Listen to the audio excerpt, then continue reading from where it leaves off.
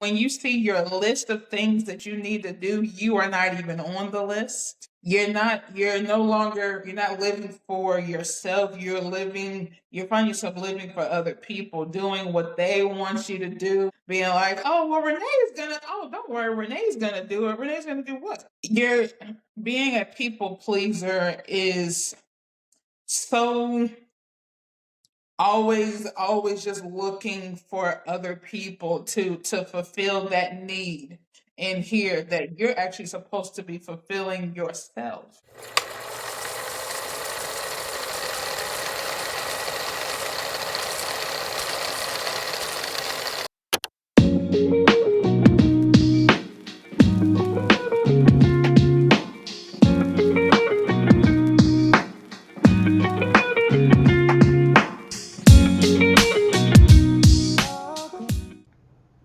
Hi, everyone. Welcome to the Lived Experience Podcast. I'm your host, Dr. Tamia Ryan, and I'm so excited today because I am joined by Renee Linsom. She is a published writer, blogger, and fellow podcaster who hosts Some With The Linsoms.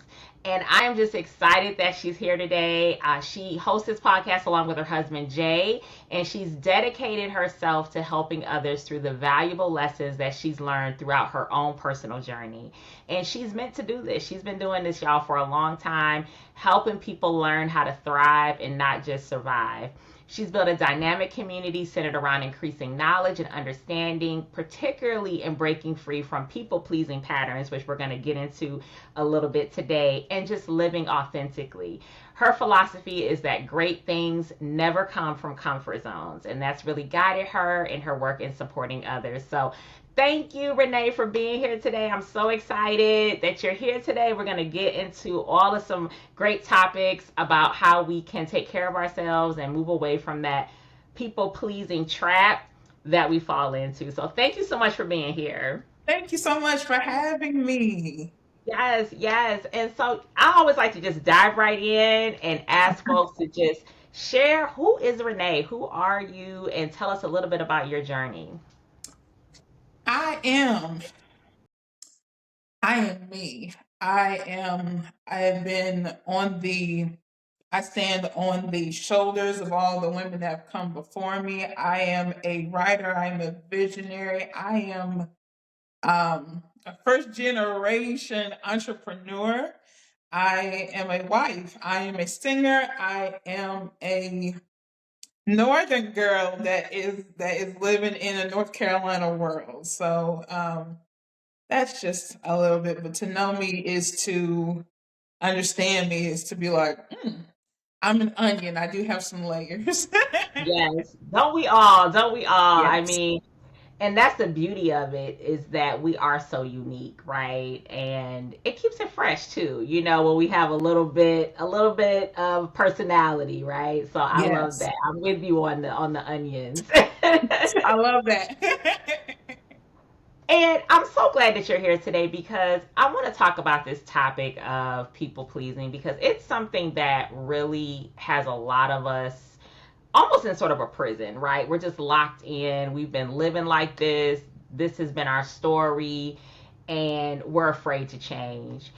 I would love to hear from you how did you break free from that people pleasing sort of mentality? And first, can you describe, because sometimes people don't even know that that's what they're doing. So, first, I like to break down the buzzwords. Let's first break down what people pleasing means. If you are a people pleaser, are you constantly, I feel like I sound like a commercial, are you constantly putting everybody ahead of you? And when you see your list of things that you need to do, you are not even on the list. You're not living for yourself. You find yourself living for other people, doing what they want you to do, being like, oh, well, don't worry, Renee's gonna do it. Renee's gonna do what? You're being a people pleaser is so always just looking for other people to fulfill that need, and here Mm, that you're actually supposed to be fulfilling yourself. It mm, is. like you said earlier, it is a prison if you do not escape from it. And if people are like, oh well, she's supposed to do that. They're supposed to do this for me. No one has to do anything really for anybody. You choose to do things, but no one should ever hold you kind of like in a prison to be like, well, you should do all this for me. But Mm-hmm. at the detriment of what? At the detriment of me? Right. So being a people pleaser, I'm happy to say that on this day that I am not, because I always ask, well, Renee, what do you want to do?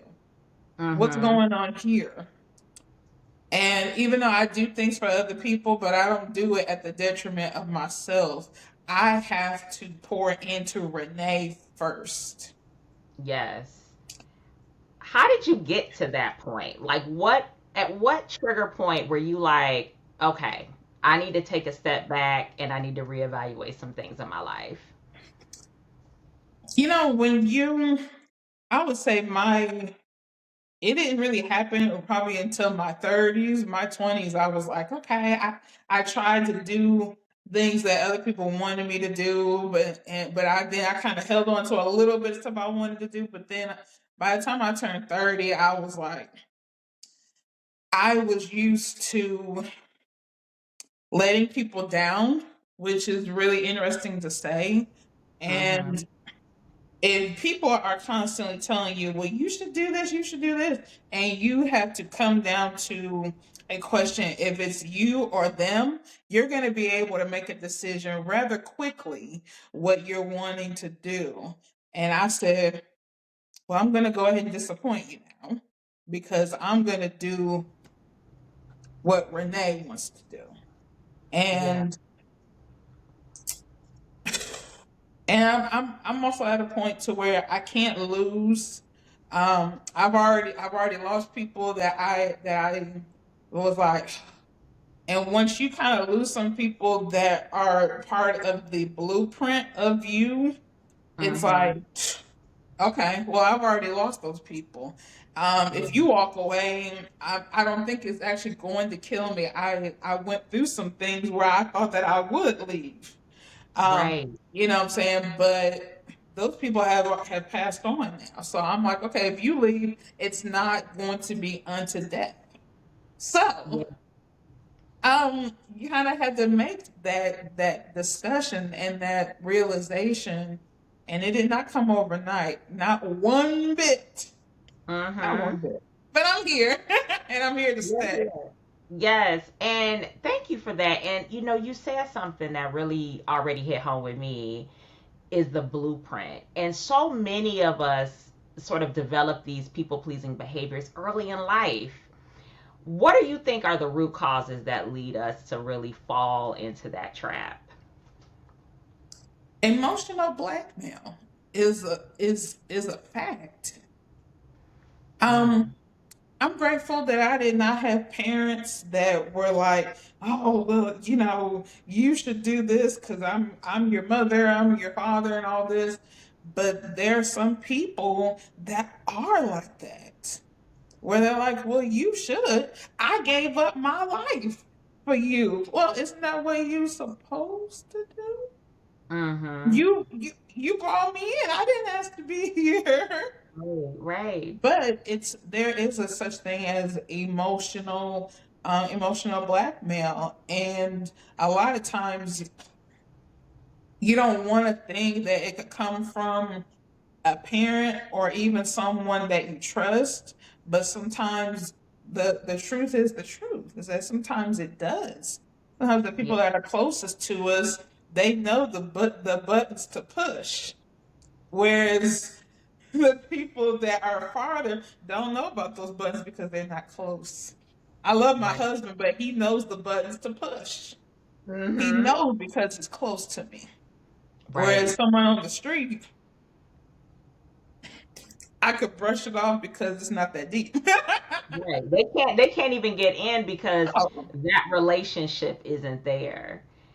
And a lot, I'm really been on this message of not only reframing your narrative and owning it, but communicating it to people. Because when we start changing who we are and evolving, and I want to get into your topic of ascension here in a minute, but people aren't always cool with that, right? They're like, wait a minute, Renee's a little bit different. Uh-oh, to me it is switched up. And it's not that we've switched up, right? It's like we're evolving, we're growing. And so sometimes when you do get the courage, because I think it takes courage anytime you're like changing a dynamic that you've been doing, right? People aren't always welcoming that. Even if it's not intentional, it's just like a shock. Like, wait, you always used to do X, Y, and Z. You're not doing that anymore? Since when? Well, here's the memo. That's right. That's a fact.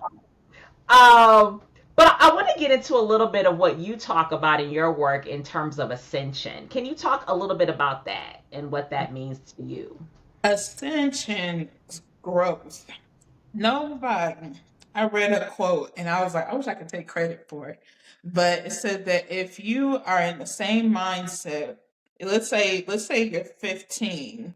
Let's say you're 15 years old and now you're 30 and you still think the same way from when you were 15, you just wasted 15 years. And I was like, ooh, because life is all about growing. We've all had to grow in some kind of capacity. I had a growth spurt. We all physically, mentally, spiritually, we're all supposed to grow.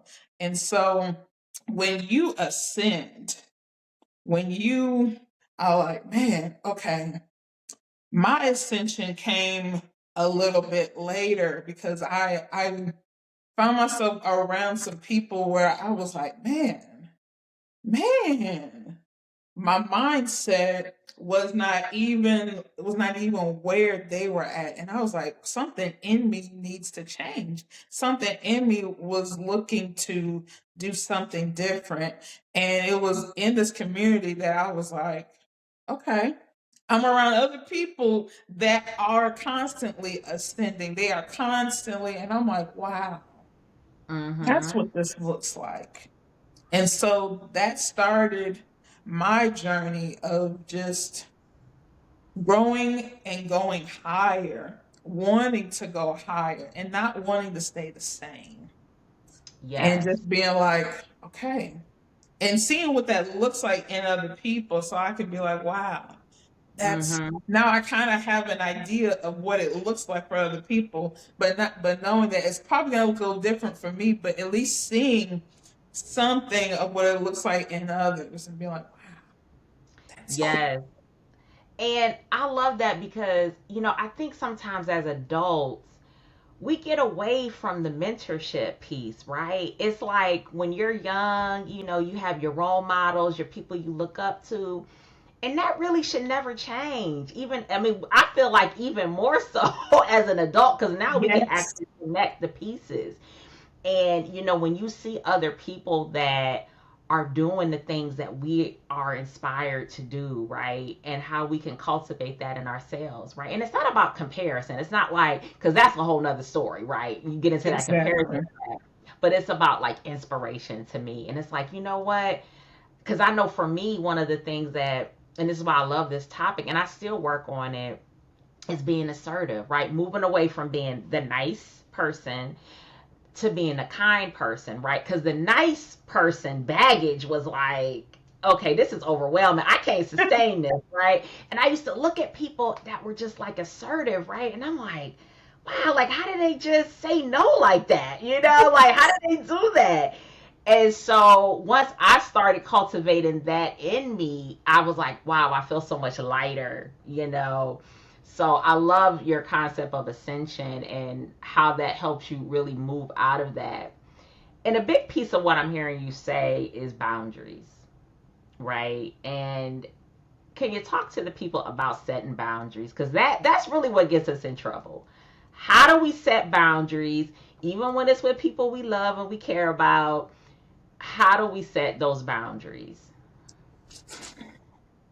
Setting boundaries. I was reading a book actually recently talking about boundaries, and I said, you know what? It can be like, oh, why do you always have to have boundaries? Why can't you just kind of go with the flow? No, because I'm not comfortable with that. Everybody has a certain thing that is a do not pass go, do not collect $200, just go ahead and get on out of Dodge. Everyone has that, like, I'm not, like, for me, if someone is getting close to me, physically close, I'm like, and I don't know them, I'm like, you're in my personal space. I don't like people in my personal space. Right. So if you don't like people in your personal space, then why can't you tell people when they are mentally or emotionally in your personal space? Right. And what that looks like, you may be like, well, man, what does that even look like? It's if I come home and I'm tired and I put on my PJs and somebody says, well, Renee, you're coming over here, right? No, no. Renee is not coming on. I'm not coming over. When I get home and the PJs come on, Renee is will no longer be found. Yeah. And it's being comfortable to know that people may not necessarily respect it. They may not even like it, but you say, this is where I stand. And if you come over here, then that means that you don't care about my boundaries. And that means we have a bigger issue, because that means if that person does not care and they Mm-hmm. don't even, your boundary is more like a something to be pushed over, you got a bigger issue. Yeah. That means, because if I know that Tamia, that you say, Renee, I'm coming home, I'm putting on PJs, Right. you can call me, but I'm not coming over, and I say, okay, well, next time that can you come over maybe next week? I know what now I know what that boundary is. I'm talking Mm-hmm. to you about it, and I say, well, can you come by at 6 o'clock? Because I know you'll be on your way home from work. And you Yeah. like, yeah, that's fine. I'm acknowledging your boundary, and I'm like, okay, well, we can Right. do this instead. Mm-hmm. But I Yes. am understanding you, and I'm like saying, okay, we can do this, but I'm still Mm-hmm. complying with your boundary. That's what Yes. it looks like. Instead of saying, "Shh, I'm calling her at 6:30, even though I know she's home. You coming over, right? She's not coming." Pushing the And limit. respecting that in other Mm-hmm. people and saying, okay, all right, that's fine. We can talk another time. But if people are not respecting your boundaries, do not pass go. Do not collect $200. Get on Mm-hmm. out of Dodge, because if they can't respect that, then what else can they not respect? They probably cannot even respect you if Right. they can't. I'm like, and I dealt with that where people were like, "Oh, Renee can do this," and I was like, "You guys, you just went all over my boundaries." The Yeah. friendship didn't last. Well, and what happens is once you start that routine of allowing your boundaries to keep being tested and pushed, it's harder and harder to come back from that, right? Because people, again, they expect it, right? It's like, oh. And so a lot of people then feel uncomfortable with, well, I've always done it, you know. And, I'd love to hear from you and the listeners, I'm sure, as well. How has your relationship with yourself changed since you started prioritizing personal growth over validation from others? Oh, it's really great, because I have my system that I kind of do, and I'll even my husband knows that I'll be in this room and I close the door and he'll be like, "Okay, Renee's in there, don't disturb her." Or if I'm gone early in the morning and he's like, "Well, I know Renee's at the gym," and I'm looking at myself, because I'm like, I need to grow. I need to be a better Renee, so that I can be a better wife, so I can be a better leader, so I can be all of those different facets of my life. And I'm just like, okay. And I'm like, and I'm in a zone of just prayer, of just doing things that are going to help me to ascend and to grow. And it's like, and I really love that. I love that for me because there were some years where I did not do anything for myself. Where I was literally the last person on the list in that. Mm-hmm. And now I'm just like, wake up in the morning. There's a song by Jill Scott it says, I woke up in the morning feeling fresh to death. I'm so blessed. I Yes. love that song. And Mm-hmm. I'll get up and I'm like, I woke up in the morning feeling fresh to death. I'm so blessed.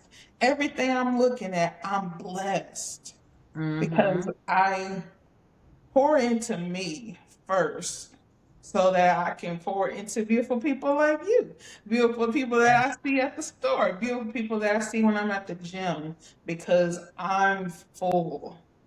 Yeah. And so I'm in a happy place.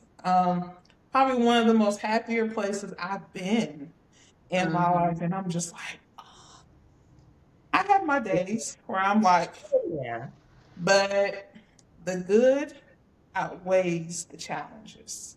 So Yeah. I'm like, but pour into you first. Pour Pour into into you. you.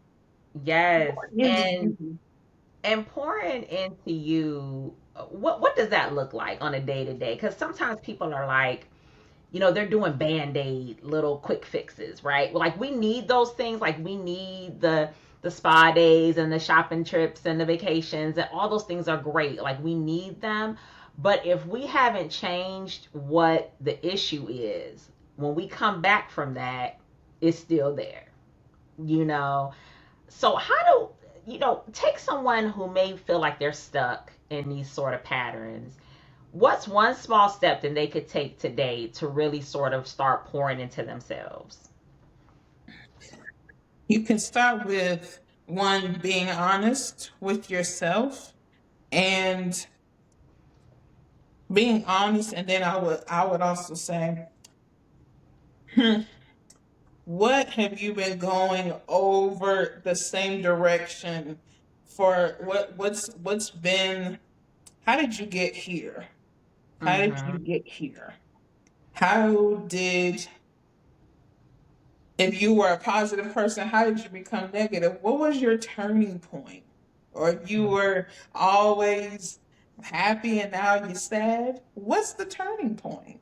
Because if Mm-hmm. you can get to your turning point, then I guarantee you'll be able to find your way back to that situation or that something that happened that ended up being you going the other direction. And if you Right. can find, when you find that, then you'll be on your way to healing because a lot of times we ignore a lot of things and we just kind of go day by day, minute by minute, and we're just like, okay, without really thinking about how did I really get here? This somebody said this about me, and then I took that, internalized it, and then that turned into this. Mm-hmm. But when you really decide to being honest with yourself and then seeing what that trigger was, Yeah. you can really, because I had to see it myself. I was like, ooh, somebody said that about you, Renee, and it hurt. And I internalized it. And I said, Mm-hmm. everybody thinks that about me. Everybody did. Everybody didn't think that. It wasn't even true. One Right. person said it. And I Mm-hmm. took it, breathed it, ate it, even drank it in my Mm-hmm. cereal Yeah. until it kind of morphed into something that I was like, whoa, I don't even know who I am. But I had Mm-hmm. to get back to that so I could actually heal and be Yes. like, one thing that guy said to me wasn't what everybody said. And what do I say about me? Hmm. Yes. And just, taking it really, sometimes it is one day at a time, because this is stuff sometimes we've been dealing with for years. And some of it's not even our baggage, it's stuff people done dumped in our bag and we Come carrying on. it. Like, wait a minute, this isn't my stuff, this is your stuff, right? So it's just like taking it day by day. And I love what you're saying, because it shows that there's hope. It shows that you can get through it. You can love yourself. We say it all the time, love yourself. And it sounds like this abstract concept, but it really is just taking small steps towards your happiness and allowing yourself to kind of sit in the mess a little bit. It might be uncomfortable, but knowing that on the other side, hey, you're going to lighten that burden. You're going to feel free, when you start really taking care of yourself. I'd love for you to share about the work that you're doing. Let folks know, who is Renee? Like, what are you doing? I know you have a community, you're a writer. Tell us where people can find you, and just a little bit of information about how you're helping people. Well, right now I am writing a book. I got an idea and I said, okay, I'm going to write this book. Um, One way you can find me is I am Queen Reliable Renee on every social media. I yeah. My husband always calls me Queen, and I said, okay, I'll be Queen Reliable Renee. There we go. Love it. But you can find me all over. And then of course, one thing that I do, each and every person that I meet is is an opportunity for me to be like, okay, for me to just continue to be me, and for me to be like, okay, who are you? And how Hmm. are you shining your light? So there is plenty of space for all of us to Yeah. shine. You just need the right community that is going to not to look at you, not to look down on you for shining, but Hmm. to be like, come on, we're all gonna shine and we're gonna shine bright. And wear our Yeah. sunglasses too for other people that are like, you too bright. It's okay. You Hmm. put on some sunglasses and you'll be just fine. But Yes. I'm working on getting my community, working on getting my name and all of that. But if you want to reach out and talk to me, please feel free. Follow me, Queen Reliable Renee. And I have my TikTok page, Queen Reliable Renee, as well. So you can Yes. pop in and be like, what's Renee doing? Because I'm always doing something. And we'll be sure to put your information in the description of the podcast episode so people can follow you and see what you're up to next and when your book is dropping. Do you have an expected date for the book, or is still working on it? I'm still writing it, so Okay. I think I should be done at least in another couple months. So I Okay. am I'm really excited about it. It's an ode to my mom, so I'm really excited about it. Yes, yes. And so we'll be sure to have you back so you can promote that and share that. And I just want to thank you so much. Just, you have a joyful spirit. It's just coming through the screen. I love it. And I love being around people, good energy people, and, not toxic positivity, right? Because it's like you acknowledge what the mess is, but you also appreciate how you can move through it. Are there any last words that you would like to just leave with the listeners today? I would want you. Um, I always had in my office that comfort zones are great, but nothing grows from them. There is an assignment that only you can do. You can't look to your brothers or sisters, only you. So I want to see you fly high because I need to be there so I can root for you. And I want to see you at the top, not looking at the bottom. Okay. So I will see you at the top, not from the top. Yes, yes. I love it. Thank you so much, Renee. Please go back and watch this episode, y'all, because we have our days. This is continued learning, continued growth. And so sometimes we got to go back, watch the replay, take some notes. So please do so. I'm wishing everyone the best. Please continue to stay subscribed and check out for new episodes. And we'll see you next time. I didn't really vision out the